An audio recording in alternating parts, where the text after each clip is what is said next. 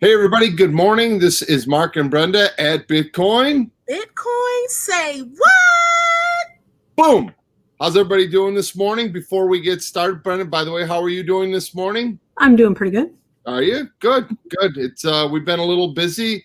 We're running two companies, so things have been a little helter-skelter here around the Bitcoin say what household, and we're no spring chickens anymore. So this is whatever. Okay. It's all a mindset. What's that? It's all a mindset. Oh, okay. Well, mindset was asleep on the couch at 9 o'clock last night. Someone works her ass off. Excuse my French. That's what I was saying. That was my point exactly. So, but I power sleep. I was also up at 4:15 working. That is true. Yes, you. I had all the lights off so that you could sleep until 5:10. Oh, I didn't sleep until 5:10. I was up at 5 o'clock. Okay, I was up at 4:15 working, yeah, and some of us. I was working by the lights of the laptop. What's that? I was working by the lights of the laptop so that turn the lights on downstairs. It's not like anybody's gonna know you're up.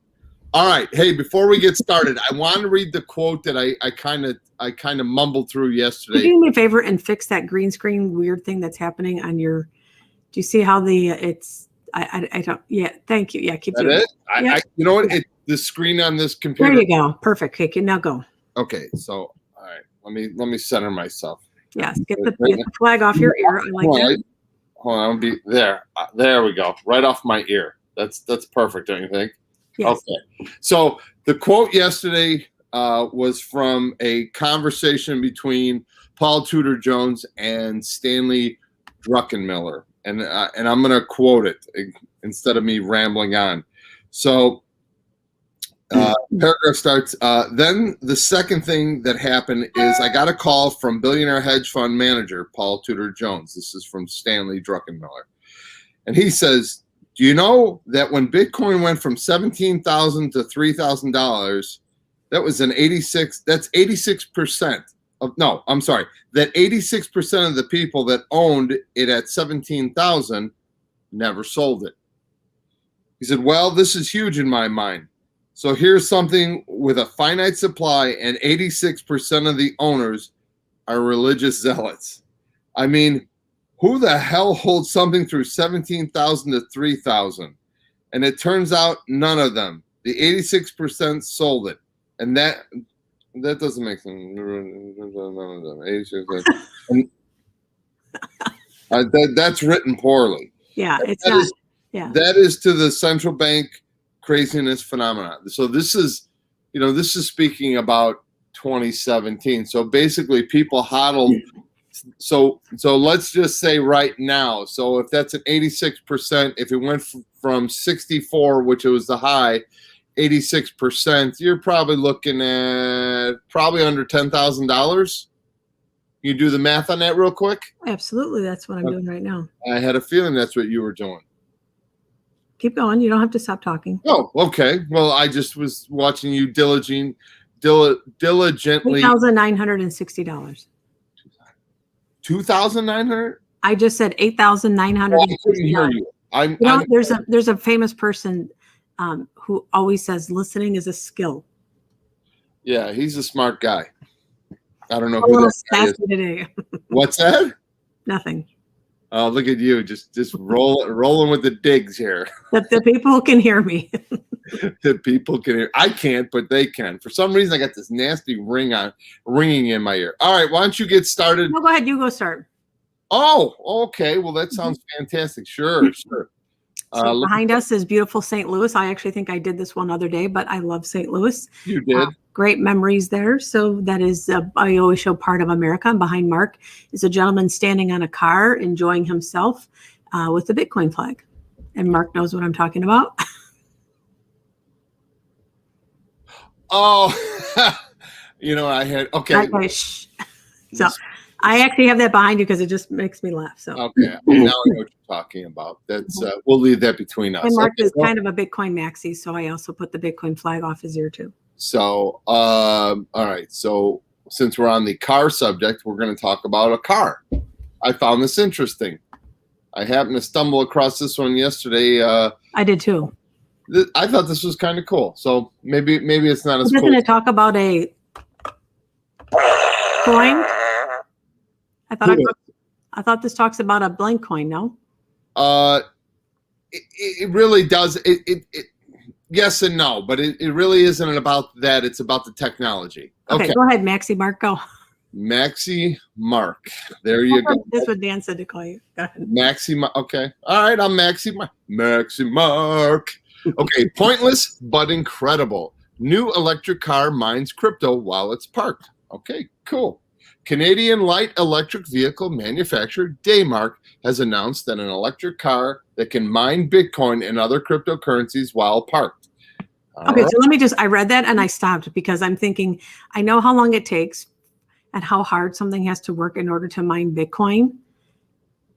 And so, you know how long you'd have to leave that car parked and plugged in and to work? Now, it'll take like 5 years to just mine one Bitcoin. Yeah, but that offsets the cost of the use of the vehicle if you think about it, right? I would assume, I don't understand the technology completely, but every time you unplug the car and it's not mining it, then it has to restart over again. So then maybe here's the beauty. You have an electric vehicle and you decide, I won't drive it. I won't drive it. I'll mine it. It'll pay for itself. Or maybe I could just go buy a miner and not have to deal with this and put the miner in the garage and leave the crap. I thought it was more of a kitschy thing. I thought this is all for like. Well, this is always fun. I always like technology stuff that kind of pushes the envelope. So let me get a quick paragraphs in here and then we'll move on. Canadian light electric vehicle manufacturer Daymark has announced an up-and-coming electric car that can mine Bitcoin, Ethereum, and Doge when it's charging or parked. According to the firm's June 1 announcement, the Spiritus electric car is set to roll out in 2023 and will come fitted with an industry-leading GPU in mining price to profit. However, details are sparse on what specific capabilities of mining hardware are. See. What's that? See, it's like we don't have all the details of how effective it's going to be. Well, yeah. Daymark Spiritus, the first car in history with mining hardware and cryptocurrency technology programmed into the user interface, the announcement stated. So if you actually like drove that to like Whole Foods, parked it, plugged it in, and someone knows that car does that, don't you think that you have a higher chance of getting that car stolen? Yeah, that's a good point. I never thought of that one. Yeah, that's where my FUD mind goes. Go ahead. But it's an electric car, so maybe there's a I would assume. Okay. I don't know if I was someone who steals cars or whatever, I'd be like, hey, this car's, dude, we can make some good money in this car. Yeah, but all these cars now have like freaking tracking on them. So if you had it stolen, I'm sure you could probably find it. And I'm gonna the documenting Bitcoin Twitter account found the funny side of applying renewable energy backed crypto mining to a car, telling their 400,000 followers that this is pointless but incredible, which is kind of funny. It's true. So did they go on after that? What else did they say for that? I'm not. I just want to see what they said. Did they say anything else? Really, it was just kind of, just chatting about what it could possibly do. Yeah, the firm also has touted that the nebulous wallet why don't you read the article then? Will offer staking features for drivers. Daymark is now taking pre-orders for the cars. The Spiritus comes in a deluxe model price at $19,900 and an ultimate model priced at $149,000. It appears that the models differ only in driving performance. Yeah, right. The one that actually mines Bitcoin is $149,000. That's the detail we're not calling it. Right. The one that does the Doge is $19,000. Just go buy a mining operation, stick it in your garage. This is not the first time a car has been rigged with crypto mining hardware. Back in January, blah blah blah. A BMW vehicle at the time. Okay, go. I want to read what that says. BRENDA'S car was estimated to be able to generate 122 in profits per year. Oh, come on. Okay, whatever. I read that and I'm thinking this is all the portable mining rig to his Hummer. You know what? Okay, let's just say he did. Okay, fantastic. You know what? Here's the thing. If okay, this kind of negates some of the energy FUD, and the energy FUD is just crap anyways. I got an idea. Yeah. Put one of these things in with the truck driver, like who drives. Oh yeah, there you go. Got Yeah. robbed. Where's got robbed at this morning? I don't know. I'm kind of mad at him this morning. He's not here.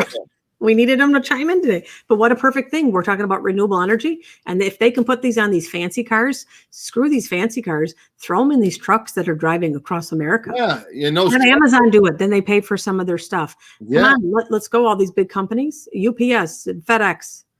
So could on the planes. So stop and think about this, okay? So boom, we're making money before 7 o'clock in the morning here. This is awesome. So think about it. So these big for everybody else but us. Yeah, well, that's our job. Make everybody else money. We're just having fun. Yeah. So fun. Well, actually, I came up with the idea. You didn't about the truck thing. So don't say we. I'd like a little humility there. Okay. I came up with the idea. It's mine. It's mine. Anywho, I'm block you out from the idea. But don't you think that would be a great thing for renewable energy? I think, to be quite honest with you, I think that, how about even something even just as good? And think about this. So how about if you could take the energy from a railroad car and take an empty railroad car, and as it moves, it obviously generates. Why an empty one? What's that? Why an empty railroad car? Why not one that's using a ton of energy to push this junk down the I know that, but let's just say you put one in each car, or maybe you put a couple. I'm just saying, yeah, I could see the truck. I think the truck thing would be. I'm just saying, if they have this thing to put on these fancy cars, it's just a kitschy thing. So these wealthy people, God bless them, can buy these cars, and then they say, hey, listen, I can also mine Bitcoin, which is probably, once every, 10 years, they'll get one coin because they got to leave it plugged in long enough in order for it to generate it and it, whatever. But I'm thinking about these, we're talking about renewables and stuff. If they can do this on a fancy car, they can throw it on a truck. And then when the guy is driving, and, these guys drive for 12, 15 hours straight, a lot of them, So would this also kind of, and there again, I am not as versed in technology. Maybe you can answer this, maybe you can, but could you possibly put one on a mother? No, no. Well, yeah, mother. Go ahead. Put like a node, like, yeah, I would think so. Yeah, so if you can put a rig, you can put a node, I would think that it's portable. Obviously, it may not run 24/7, or maybe it does, depending upon how the setup is. But I think the truck thing is actually much more viable because their diesels are always running when a lot of these guys will sit in a parking lot and have the diesel run. Why do they do that? Well, especially when it's cold outside, because obviously they need it to run. So, and they're running. So. And it's obviously these mining rigs are a little noisier from my understanding. And don't you think that the trucks? I have no idea about engines, but those engines are pretty hardy. That if somehow it's connected to the energy supply of a truck, whether it's going or, like you said, it's parked when it's cold out when they're at a truck stop or something sleeping. Well, sure, you just convert that energy into electrical energy. No different. Way more energy than these little cars. Well, yeah, you're talking about a diesel engine, so they're definitely, number one, they get a lot more mile out of a diesel engine than you do a standard engine. But there again, yeah, that's actually a pretty good idea. We'll have to talk to Rob about that. There we go. We could have an article about us coming up with this idea. And maybe what we could do is didn't Tesla come out with the Can we just talk about this the rest of the time? I changed the thumbnail to All right. So we're gonna move on. No, I don't mean it that way. I think it's a good idea, but yeah. I see, that's how this stuff comes to fruition. Somebody's already had this idea. Every time I think about something, or used to think about something, somebody else has come up with the idea already. Like, oh no, we've been doing that for years. They haven't talked about. They talk about like hydro, wind, air. They do all the same old. But then and all those things require. All those things require the creation of these windmill farms or whatever. What do they call them? They don't call them windmill farms. What do they call them? Is that what they're actually called? Wind farms. Wind farms. Okay. I'm thinking of the windmills like I used to see when I was a little Same girl. damn thing, if you ask me. I mean, Okay. So all those cost gazillions of dollars to create the land. Okay. And then, so this is just something that's already going. And so, and then the same thing with hydro. You don't have to like create these big hydro things and then shove them in the water and then get them to work. And it takes 5 years to get one going. All of that jazz. I mean, this is, the trucks are there. And if they already know how to do this on these BMWs, shove it on a truck. Sounds good. Or we have all these fleets that go all the time. You just think of UPS, FedEx, Amazon, just those alone, let alone all of these truck companies that are massive. Yeah, set up a small mining rig in each one that offsets your cost of the rig itself. You could probably pay for the rig. You pay for the rig and are some of these truck drivers independent? That I don't know. I think they're independent contractors, so they probably like with Amazon and FedEx. I don't know about FedEx, but I think more like Amazon. You might be like an independent contractor. Well, there are independent contractors. Like I'm sure Rob might be like an independent contractor where he has his own rig and goes out on the road and kind of. One day we talk about trucking, and the guy couldn't get his ass out of bed to come watch our show. So listen, wouldn't that be kind of cool though?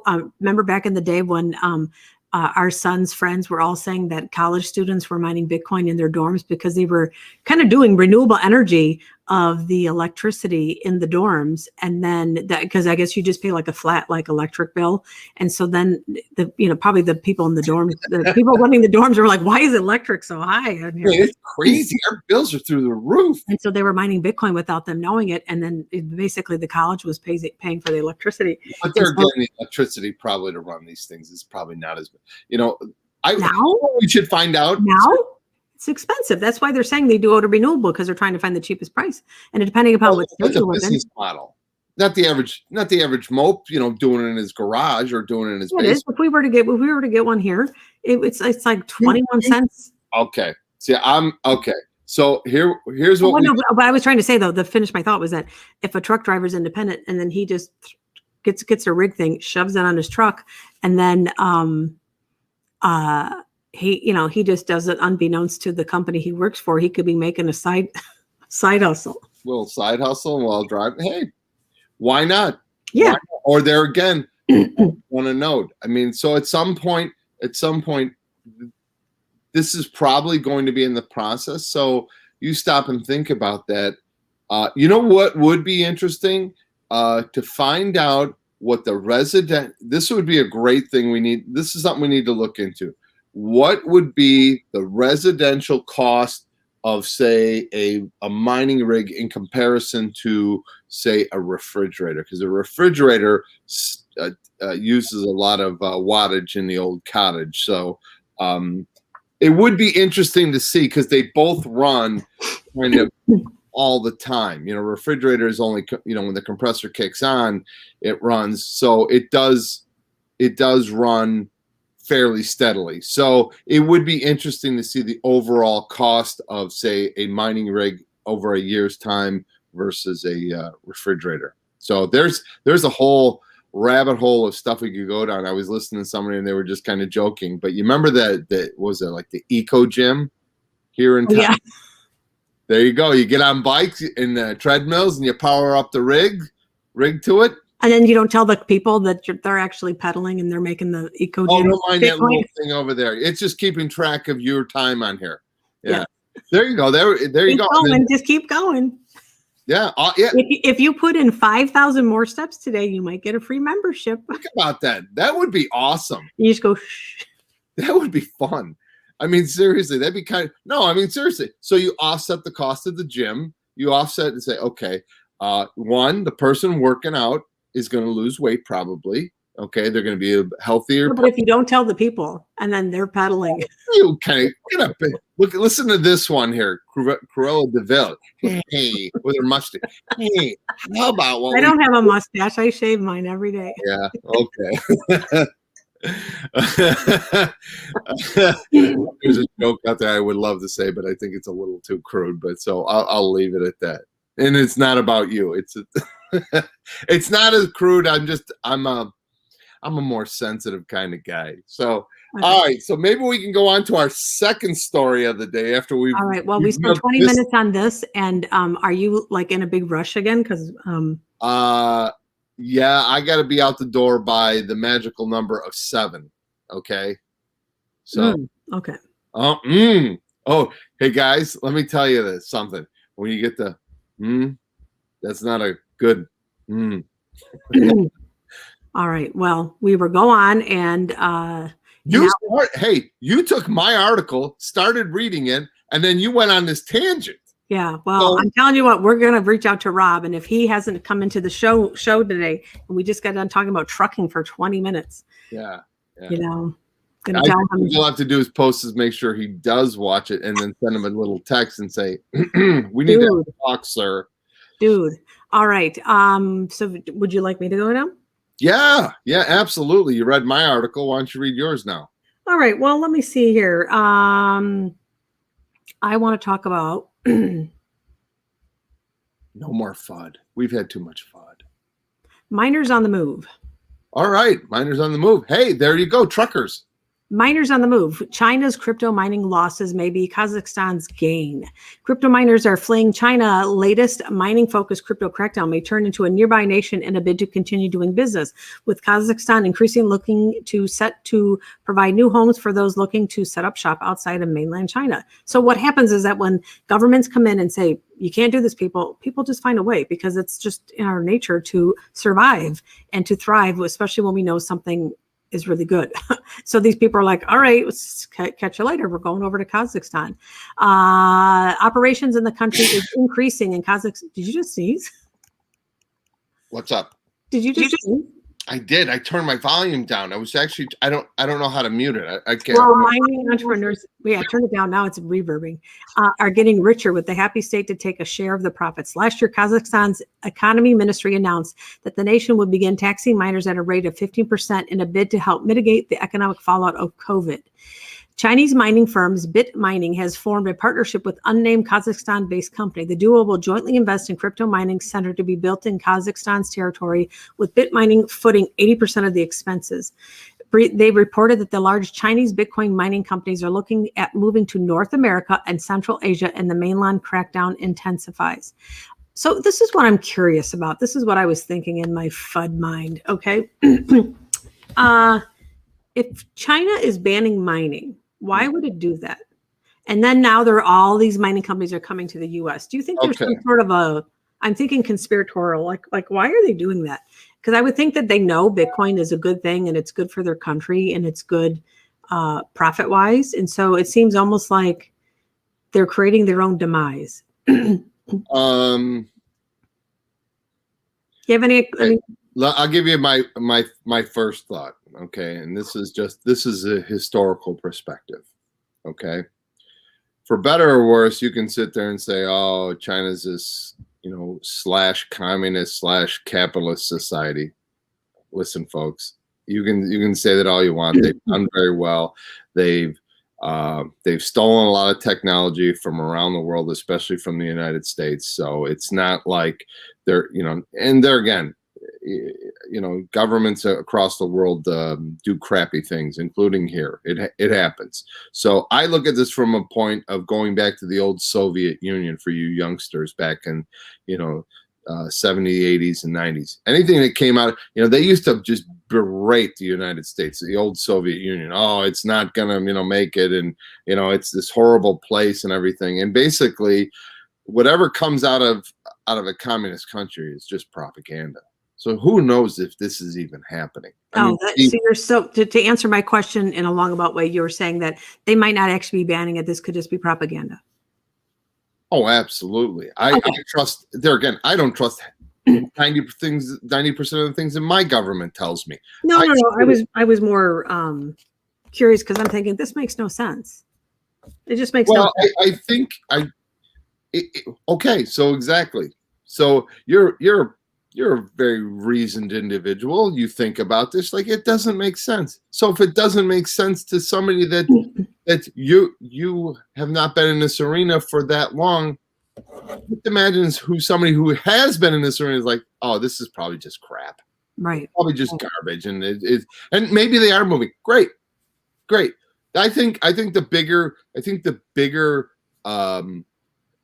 bigger thing here is who puts this, which central banker puts this on their balance sheet first. Because I really think that is where this may break down for a lot of these smaller countries. It will be interesting. Go ahead. All right, so let's move on to this article. And before I read it, it's a very interesting, looks like a young lady, and have no idea why they chose that picture to represent Bitcoin going on a super cycle.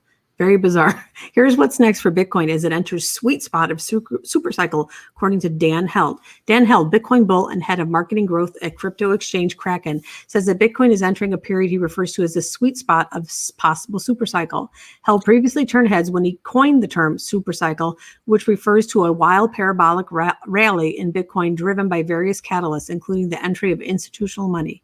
In an interview with Blockworks, Held mentions that institutional buying of Bitcoin may be a big sign that the super cycle is coming to life with huge unexpected rallies on the horizon.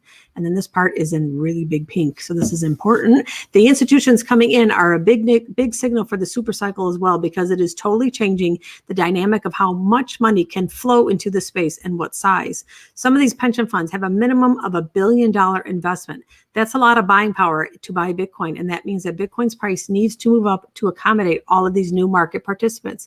ARK Investment did an analyst where if 10% of U.S. public companies' treasuries were put into Bitcoin, Bitcoin would be worth $400,000. Crypto assets into the high net six figures is what people are saying. Over the next year, I would say 4 to 8 months is our sweet spot of when we should see the peak of the bull run. It could even be 12 months, but we will see if his thesis is correct. Like hedge fund superstar Kathy Wood, the Kraken executive also predicts that central banks would be forced to buy Bitcoin. So kind of to say who's the first one. There we go. I was just mentioning about the central banks. So I think, in fact, I did listen to Dan yesterday on Peter McCormick's show, what Bitcoin did.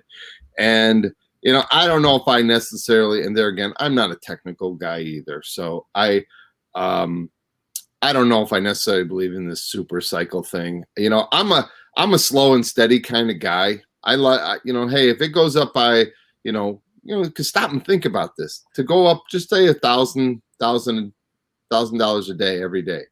I mean, I'd rather have that than this wild, up 50,000, down 30,000. But that's kind of the nature of where it's at right now. I do think there was also another gentleman I listened to yesterday. I think his name is Peter Boyle, and I'm going to get the information on that. That was a great. He was on with Peter McCormick also, and I'll tell you what, a very convicted individual. Just he talked about the central banks and really talked about game theory of saying, really the smartest central bank is the one, that puts it on their balance sheet quietly, because they're not going to announce it. Because I think Dan actually had talked about, what if somebody floats this rumor out there that a central bank does it? It's hard to bat down the rumor. Right. He had a good point. He's like, let me just interject here. I have a picture of him up on the screen just so that people, if they want to follow him, danheld.com. Yeah, so I won't. That's all I really want to say about it. I just found it interesting that talking about central banks and game theory and who's the first and how do they go about doing it. But he also talked about, what if a rumor gets floated out there and how does this work? And he's like, it's hard to almost bat it down, because especially you're talking about a marketplace that is so, look at the world now. It's so rabid for information. I mean, it can literally. Think about if something major happened. Let's say it's 6 in the morning, 7 in the morning here, Central Standard Time. If something happened here, how quickly would it get around the world to the other side of the world, like Japan or China right now? How quickly would something would it get there? So it is interesting. So I will stop sharing the screen. This is also Dan Held's YouTube channel. Very good. He's got excellent videos. He only puts about one out a week, maybe twice a week. He doesn't put out a ton of content, but they're very in-depth content. Yeah, I like Dan. He's very reasoned. He's not real hopium. Him and like Lynn Alden, I kind of find that are a lot more reasoned and not as all excitable, because I think people don't need to be. I think exciting is great, but I like. Yeah, but Dan actually has an excellent video. Go on his YouTube channel, and for anybody who's new to crypto, and he does a breakdown of Bitcoin versus Ethereum, and why he is kind of a Bitcoin maxi on that, and why he suggests not to necessarily invest a ton into Ethereum at all. I need to quit my job because I can't. I listen to so much stuff here. Yeah, but you can do your job and listen. I do, but it's just like, doggone it. I feel like by the time I get done at the end of the day, I put so much knowledge in my head, and then you come over like, oh yeah, Dan Held's got this whole thing. You're like, holy crap, I haven't. Everybody listened to that one though. You've heard that one before. Oh yeah, we did. Oh, that gosh, I feel like that feels like a year ago. That was like in December. Yeah, right. Yeah, because you work your way through this, and all of a sudden you find, fellow travelers. You're like, oh, this guy knows more. So you go. I wonder why we're falling asleep at 9:15 on the couch. We're so tired mentally. We're like, holy crap! All right, so go ahead. Real quick. I fell asleep. I was on a Twitter Space last night. I went to bed. I was listening. I heard it. And I woke up at 11:30. I'm looking, oh crap, this thing's still on. It was like being a kid listening to radio when you went to bed. Yeah, I actually woke up after you went to bed on the couch, and then I spent some time with our son, and then I was kind of awake because I took a little cat nap, and I heard it going upstairs, and I thought, well, should I go up into the bedroom and see if he's actually? And then I thought, no, you might get mad at me if I'm like, what are you listening to this for? And I thought maybe he actually fell asleep. So I didn't know if you fell asleep listening to it. Yeah. I did. All of a sudden, I'm like, it was out pretty loud too, and I'm thinking you're going to keep us all up because it was blaring. It wasn't. It was on my phone for the hearing impaired. Easy there, yeah, easy there. Old. You play your stuff really loud when you play it out in the driveway in the backyard. Like, so does. Yeah. Well. So does what? Right, let's move on. No, I've already done articles. Go share. Oh. Wow. Yeah. We're a little. Hey, folks, can you see we're a little snippy this morning? That's why nobody's watching us right now. Oh, look at these two cranks. We should call us the cranky big. We're like the two old guys, the Muppets. They should have did a husband-wife duo. Yeah. All right, here we go. That was Miss Piggy and Kermit. Yeah, and they weren't married, were they? I don't think they were. No, they weren't, but they kind of had that little tension. Had that little tension between them. Yeah. Are you going? Are you sharing? I'm sorry, my mind went to something, and there again, it would have been funny. So I'm not going there. All right, did this show up on your calendar there? It sure did. Calendar, right. Yes. All right. Bitcoin price crash isn't over, says JP Morgan strategist. Fun. Is this the JP Morgan that said that they shouldn't invest in this? Oh, okay. Look what I put underneath it. What did you do? Where? More FUD news. Oh, I can't see that. The banner? Yeah, you can. No, I don't. Hold on. Okay, go ahead. Just go ahead. Look at it. Go read it. Oh, you're awfully chirpy. Come on, read it. All right, here we go. JP Morganist Nicholas Panagalu said that the medium-term fair value for Bitcoin now stands between 24,000 and 36. Well, no shit, Dick Tracy. My gosh. We don't swear on the show. Oh, no crap, Dick Tracy. Sounds better with, I'll work on that. Found the worst May for Bitcoin price in the last 10 years, the largest cryptocurrency is likely to continue falling in the short term, according to JP Morgan analysts. Weakened institutional demand is likely to drag Bitcoin price below 30,000. JP Morgan strategist and Bitcoin expert Nicholas wrote in the last research note to clients. Based on Bitcoin's volatility ratios to gold, JP Morgan analysts forecasted that Bitcoin will continue to trade between 24,000 and 36,000 in the midterm. Because that's what we're doing. That's what we say it's going to trade. Because that's what we're all working behind the scenes, and this is what we're doing. We're telling you what we're doing. Right. Here we go. As Mark says, buy a little DCA. Okay? DCA all the way. It's cheap now. I said when it was at 60,000, I said Bitcoin's cheap. Well, it's really cheap. Yeah. It's really inexpensive. Cheap's a bad word. I hate cheap. It's very cost effective now. Okay.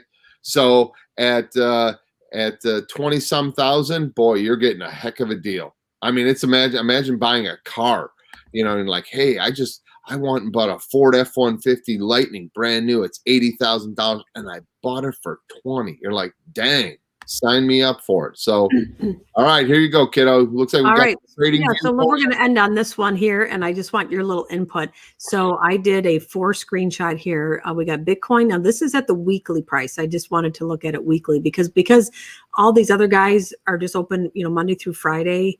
The S&P, Dow Jones, and the U.S. dollar. Well, not really the US dollar, but it's Monday through Friday and Bitcoin's every day. The charts are really hard. So I put them at the weekly just so we can do a huge zoom out. Sure. And I guess I should have put Bitcoin at the candle at the same thing. Let me see if I can do that. Tell me if Bitcoin actually goes to the line. Did the Bitcoin go to the line graph? Yep. Okay. So let's look at them all the same. So I like to just compare, and I have no I'm just looking at this kind of as someone relatively new to understanding charts. So, and they've said that really that usually when the US dollar goes down, Bitcoin goes up. Sorry, guys, I'm going down my throat right now. And so I wanted just to kind of compare this. So if you see that all 4 of them are moving that has the same line, that means that's the point that they're all same in the calendar. So wherever these lines move on all 4 of them, they're all at the same point. And so let's just go back to here, September of 20. So Bitcoin was kind of just doing its little thing there, and the dollar kind of rose there. We can't really see it. Bitcoin was actually, here, let me move it right over here where we can see better. In December, okay. Now look how Bitcoin's going up and the dollar was down at the bottom, was going down. So that usually is what happens. When Bitcoin goes up, the dollar is down.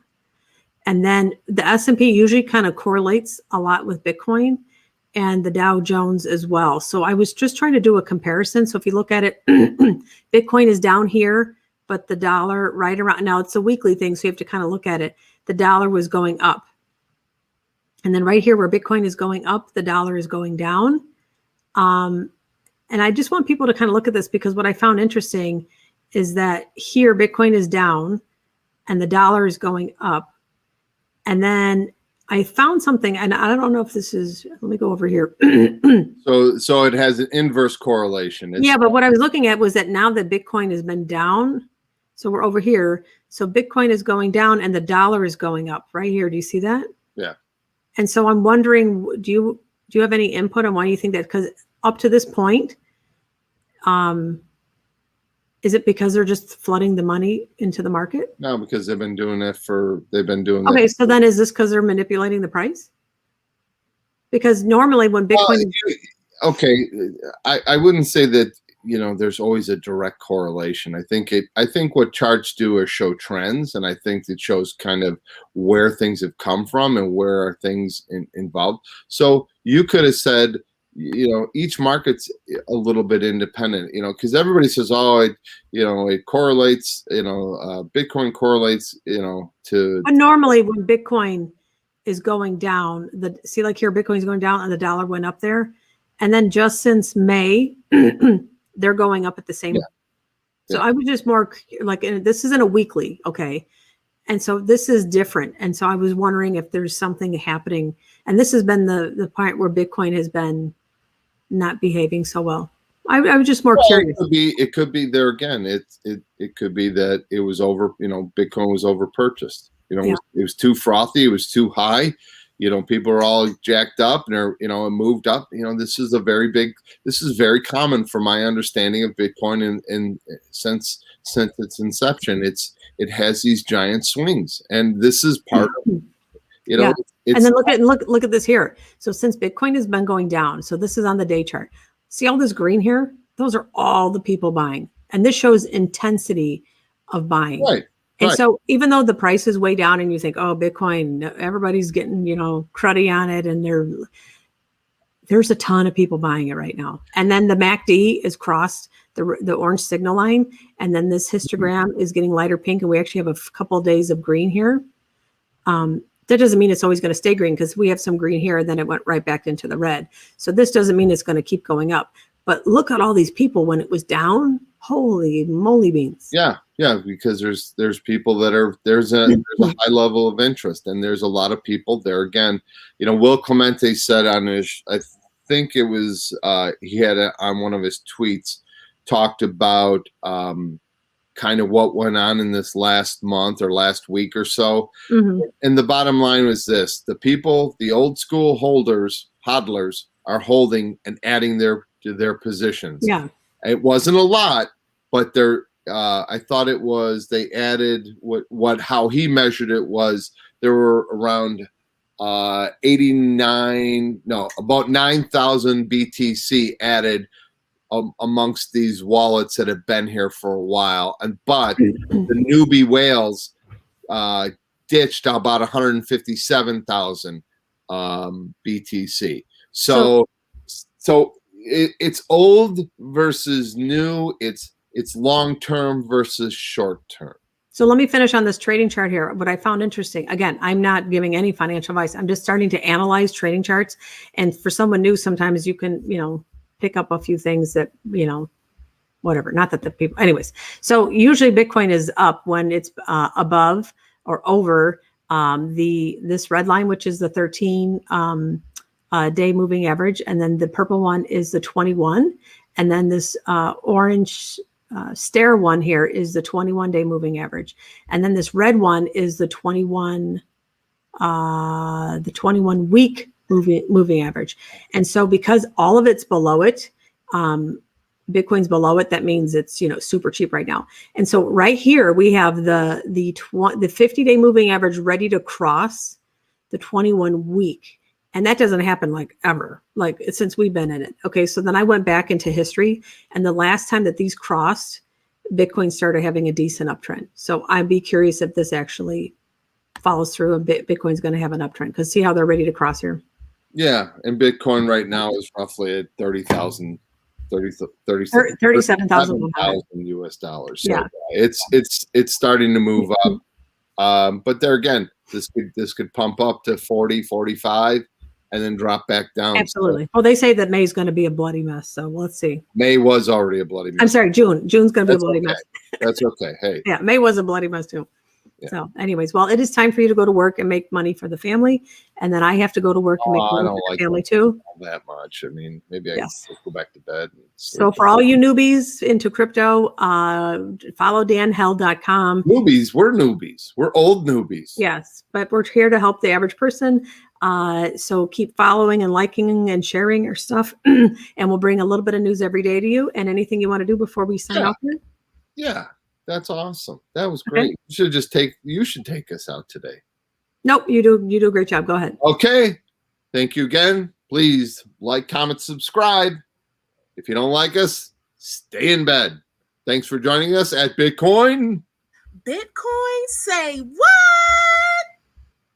Boom. Have a great day.